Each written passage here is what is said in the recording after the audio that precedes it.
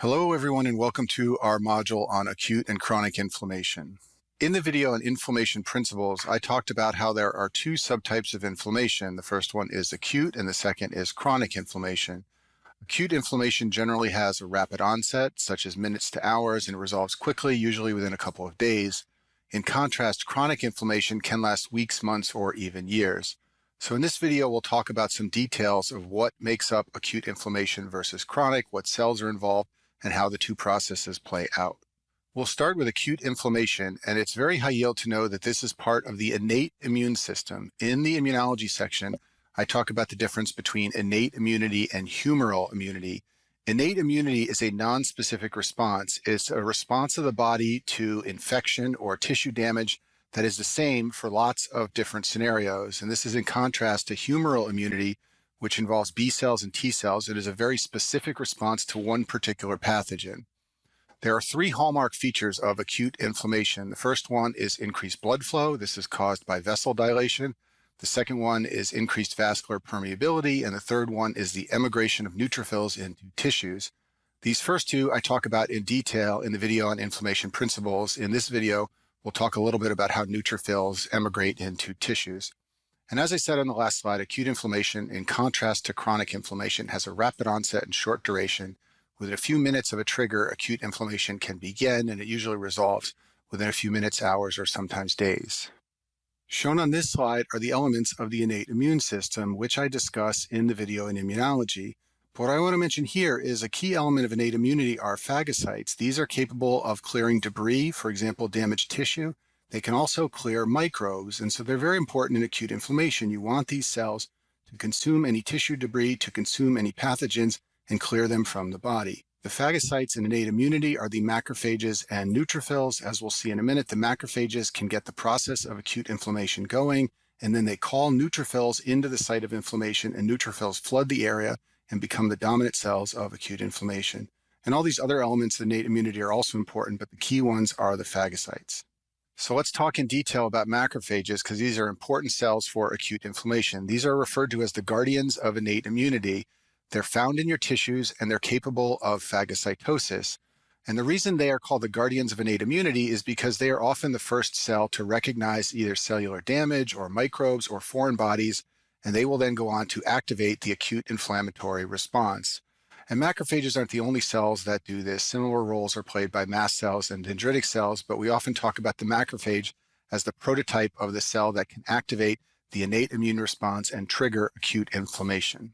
The reason macrophages are the cells that can trigger acute inflammation is because they are able to recognize molecules that are foreign and that shouldn't be present in tissues. The two types of molecules they can recognize are called DAMPs and PAMPs. So DAMPs are damage-associated molecular patterns. These are molecules that are found in tissues only when there has been some form of tissue damage. For example, proteins in the mitochondria shouldn't normally be exposed in tissue beds, neither should DNA. So macrophages can recognize these, they're called DAMPs, and then they can trigger an acute inflammatory response. PAMPs are similar to DAMPs. They're called pathogen-associated molecular patterns. They're present on many microbes. They're not present on human cells, and macrophages can also recognize these.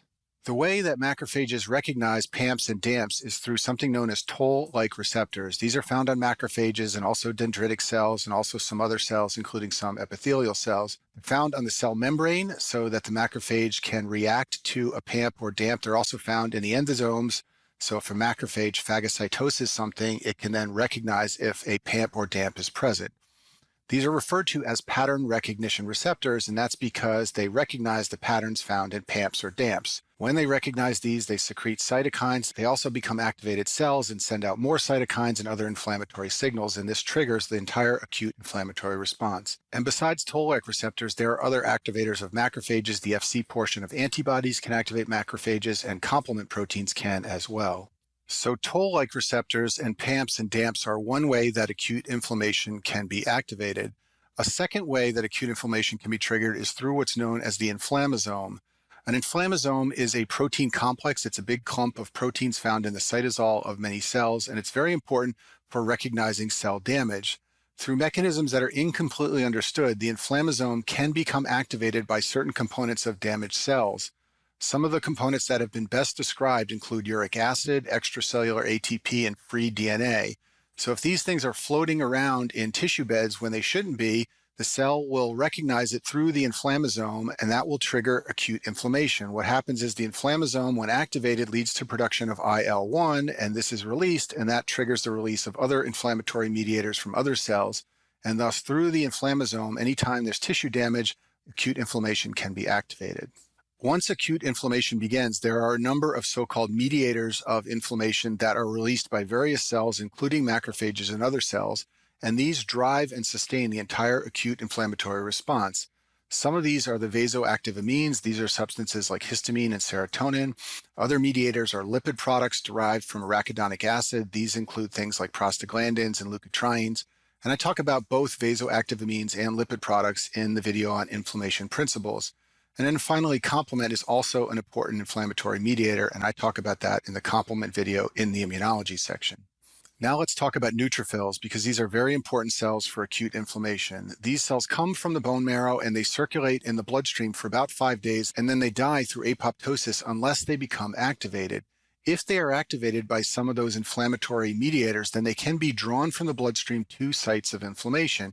And once they get there, they can perform phagocytosis. So even though macrophages can perform phagocytosis, one of the most important things macrophages do actually is not phagocytosis, but it's to call in neutrophils. Neutrophils are like the on-call team for inflammation, and they will rush to tissue sites and provide extra support in terms of phagocytosis when there is dead tissue or some sort of pathogen. The process by which neutrophils exit the bloodstream to enter tissue beds where inflammation is occurring has been well described in the basic science literature. First thing you should know is that neutrophils exit the vascular system at post-capillary venules. If you look at this cartoon on the screen, these are the capillaries here in the middle. This is a post-capillary venule. And in these venules, endothelial cells contract in the setting of inflammation. I talk about this in the video on inflammatory principles. When they contract, they open up gaps between the endothelial cells, and that's how neutrophils get into tissues where inflammation is ongoing. And there are 4 steps to the process of neutrophil extravasation, the exit of vessels into tissues. The 4 steps are called rolling, crawling, transmigration, and migration. Each of them is mediated by different binding between ligands on the neutrophils and molecules on endothelial cells. And I describe this entire process, including the 4 steps, in detail in the immunology video on innate immunity. Very high yield for you to know the typical timeline of acute inflammation. So in the first 2 days or so of acute inflammation, neutrophils are the dominant cell type. There are many of these in the bloodstream, and they quickly attach to the endothelium and migrate into the tissue beds where inflammation is going on. They then undergo apoptosis after about 24 or 48 hours because neutrophils in general do not live that long. After 2 days, the dominant cell type are monocytes and macrophages. These cells live much longer. They can also replicate in tissues, so they hang around after the neutrophils have gone away. So if you imagine someone who has, say, a skin infection or some other type of inflammatory condition, maybe they've suffered from trauma, and an inflammatory process is going on over 3 or 4 or 5 days, these are the cells that are going to dominate early and late. It's very high yield to know that for your exams. Here's a typical timeline of acute inflammation. You can find graphs like this in Robbins' Pathology and many other textbooks. The first thing that happens in areas of inflammation are that edema occurs. That happens very rapidly within a few hours of a trigger for acute inflammation. Following that, neutrophils flood the area, and they are the dominant cell until about day 2. Now, in many cases, acute inflammation resolves by day 2, and so the neutrophils take care of the entire problem. However, if the process persists beyond about 2 days, the neutrophils begin to die, and macrophages and monocytes become the dominant cells. And that's why, as we'll talk about later, in chronic inflammation, which can last days, weeks, or months, you do not see neutrophils. Instead, you see monocytes and macrophages. Now, what I just showed you is the typical time frame for acute inflammation, but there are exceptions, and I've written a few of these on the slide here. Pseudomonas infection is famous for having neutrophils that dominate for days. In viral infections, lymphocytes are often the first cells to appear at the site of inflammation. And then in hypersensitivity reactions, as you may know, eosinophils dominate and play a very important role. Let's talk about the resolution of acute inflammation. There are 3 potential outcomes once acute inflammation begins. The first one is simply resolution of the process. So if phagocytes are able to remove all the microbes and debris, then the tissue bed will return to normal and the phagocytes will die off.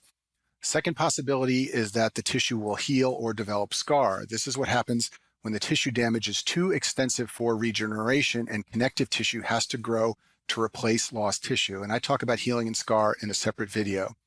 And then the third possibility is that the acute inflammation persists and now becomes chronic inflammation. So let's talk about that now.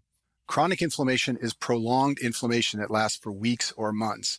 It can develop from acute inflammation, but it can also begin on its own. There are some inflammatory processes that begin very slowly. They are said to be smoldering, and they basically never have an acute phase. They go right into chronic inflammation. And one of the hallmarks of chronic inflammation, and one of the things that makes it distinct from acute inflammation, is that in chronic inflammation, you have tissue destruction from the inflammatory process and tissue repair occurring at the same time. And that's a key feature that defines chronic inflammation. So what are some of the potential causes of chronic inflammation? Well, there are some infections that are persistent. Certain microbes are very difficult for the immune system to clear. For example, mycobacteria, especially tuberculosis, often lead to chronic inflammation. There are also a number of parasites like helminths that are very difficult for the body to eradicate, and they can lead to chronic inflammation. And in these cases, what happens is you have a prolonged infection, and basically the inflammatory response turns in to a version of a type 4 hypersensitivity reaction where you just have chronic cell-mediated immunity trying to remove these types of infections. Many autoimmune diseases result in chronic inflammation, and then finally, prolonged exposure to substances that the body has difficulty clearing can lead to chronic inflammation. So silica, when it gets into the lungs in certain industrial workers, can lead to chronic inflammation. And then the underlying cause of coronary artery disease and other vascular disease is believed to be cholesterol, which drives a chronic inflammatory process. The main cells in chronic inflammation are mononuclear cells like macrophages, lymphocytes like T and B cells, and plasma cells. You do not see neutrophils in chronic inflammation in general. Macrophages are the dominant cell type. They secrete cytokines and they also activate the T cell response in chronic inflammation. And it turns out that the activated macrophages seen in chronic inflammation come in two forms. Some are called M1 macrophages. These have been activated via the classical pathway to destroy microbes. I'll talk about what this is in a minute. The second type are the M2 type. These are activated via what's known as the alternative pathway, and their role is mainly tissue repair, not destruction of microbes. Just like there is a classical and alternative pathway for activation of the complement system, there is also a classical and alternative pathway for activation of macrophages. Let's talk first about the classical pathway. This generates so-called M1 macrophages.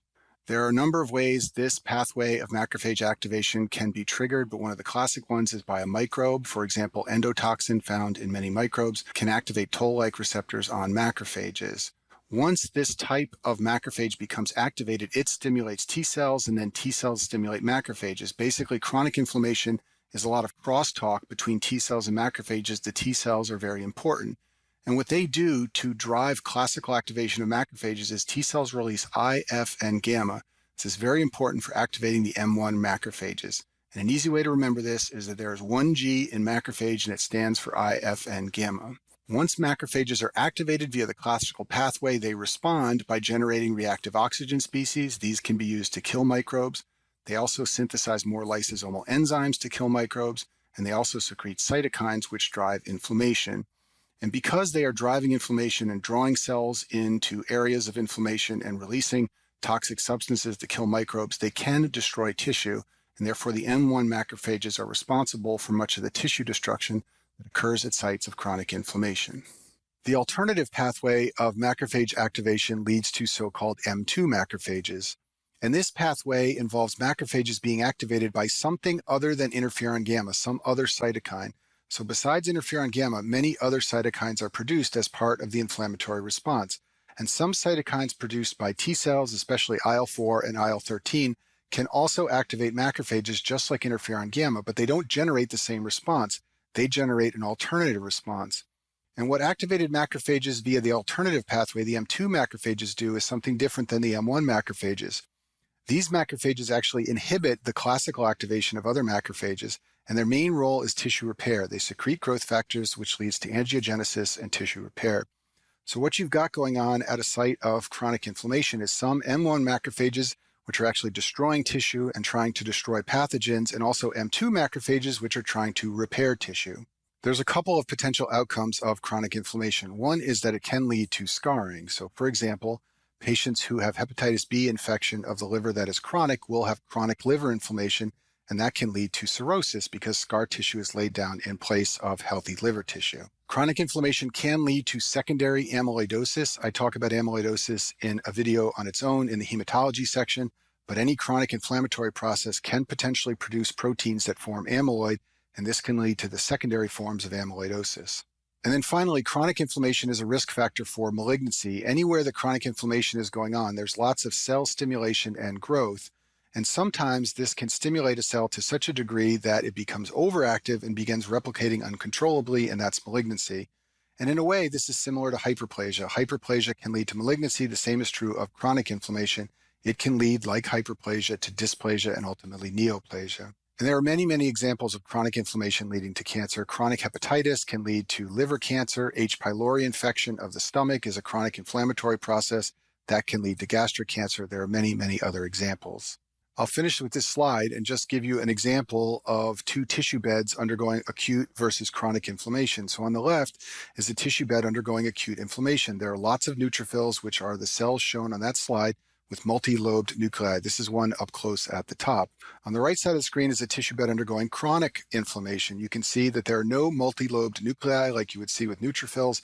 Instead, all you see are mononuclear cells with a single round nuclei, and that's because the monocyte macrophage shown at the top of the screen is the hallmark cell of chronic inflammation. And that concludes our video on acute and chronic inflammation.